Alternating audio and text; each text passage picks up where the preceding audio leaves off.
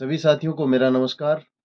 साथियों, आज के इस कार्यक्रम में, इस वीडियो में हम चर्चा करते हैं राजस्थान की नहरों में सबसे महत्वपूर्ण नहर परियोजना चौधरी कुमाराम लिफ्ट लिफ्ट परियोजना की, जिसे इंदिरा गांधी नहर परियोजना से खोड़ा गांव से रावतसर के पास जो है वहां से 107 किलोमीटर 5 बार लिफ्ट करके पानी को पहुंचाया गया है। तारानगर, चूरू जिले की तारानगर, राजगढ़, सिद्धमुख और सरदारसर तहसीलों में यहाँ सिंचाई होनी थी।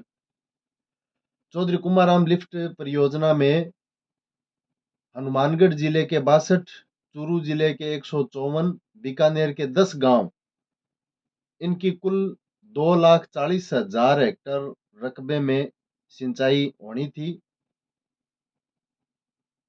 इस नहर के निर्माण के बाद में आप सबको पता है कि 28 अक्टूबर 2005 को उस समय की भारतीय जनता पार्टी की वसुंधरा राजे के नेतृत्व वाली सरकार ने इस नहर का रकबा घटा करके जो आईजीएनपी का कुल रकबा था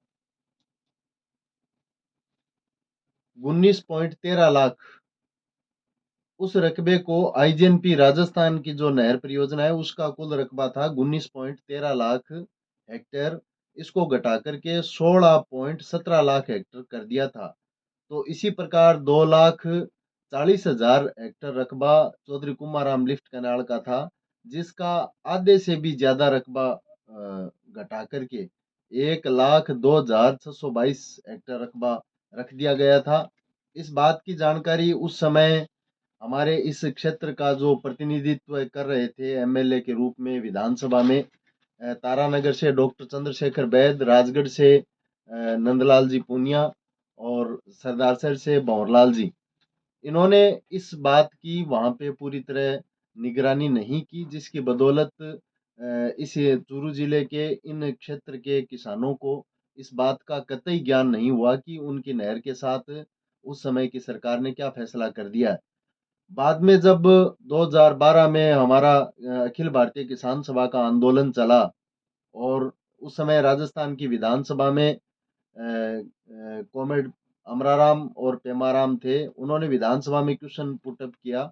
उस क्वेश्चन के दबाव में इस बात का हमें पता चला कि नहर का रकबा घटा दिया गया है। तो हमारे जनप्रतिनिधि उस समय अगर वहाँ विधानसभा में पैरवी करते, वहां अगर सरकार नहीं सुनती तो जनता के बीच में आते और जनता को साथ लेकर के जिस तरीके से हमने 2016, 17, 18 में आंदोलन लड़ा, नहर के मुद्दे को लेकर के बड़ी बड़ी महापंचायतें की, उस समय भी हम कर सकते थे, लेकिन जनप्रतिनिधियों की उदासीनता के चलते ये सब नहीं हो पाया। वर्तमान में हमारी नहर का चौधरी कुमाराम लिफ्ट कैनाल का जो रकबा है वो 1,02,622 हेक्टर था, जिसमें 2008 में जब 10,000 हेक्टर जमीन अ, जुड़ गई थी। वो किस तरीके से जुड़ी, वो आने वाले समय में दोबारा हम इस मुद्दे पर जब चर्चा करेंगे तब करेंगे।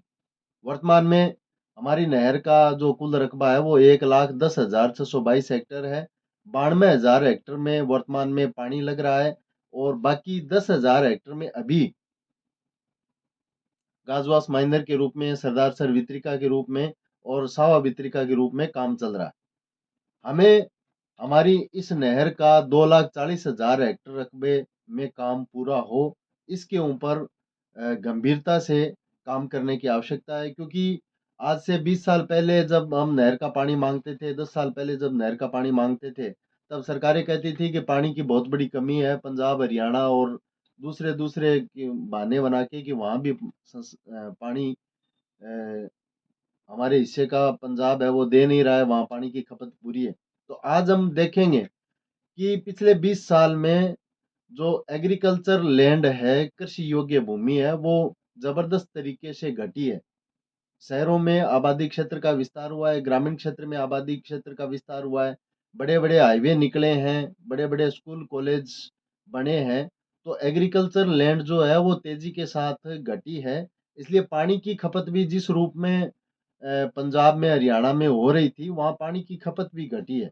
तो हमें सिंचाई के तौर तरीके भी राजस्थान में भी और दूसरे राज्यों में भी तौर तरीके भी बदले। पहले फ्लड से बह बहा करके पानी दिया जाता था, अब स्प्रिंकलर फव्वारे सिस्टम से सिंचाई पानी दिया जा रहा है। इसलिए सिंचाई के तौर तरीके भी बदले हैं। तो अब ज़रूरत ये है कि हमारे क्षेत्र को वापस जो प्रस्तावित था 2,40,000 हेक्टेयर रकबा, जिसमें बहुत सारे माइनर और वितरिकाओं के निर्माण होने थे जो नहीं हुए, उनको हम किस तरीके से वापस कर सकते हैं। तो आज जिला कलेक्टर चूरू से हमारा एक प्रतिनिधि मंडल मिला है, मुख्यमंत्री को ज्ञापन प्रेषित किया है, और आने वाली 10 तारीख को राजस्थान सरकार का अंतिम बजट जो है वो आ रहा है।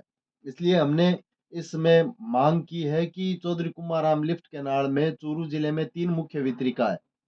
सावा वितरिका, जिसका लगभग निर्माण कार्य अभी पूरा हो जाएगा, लेकिन फिर भी जो बचेगा वो पूरा होना चाहिए।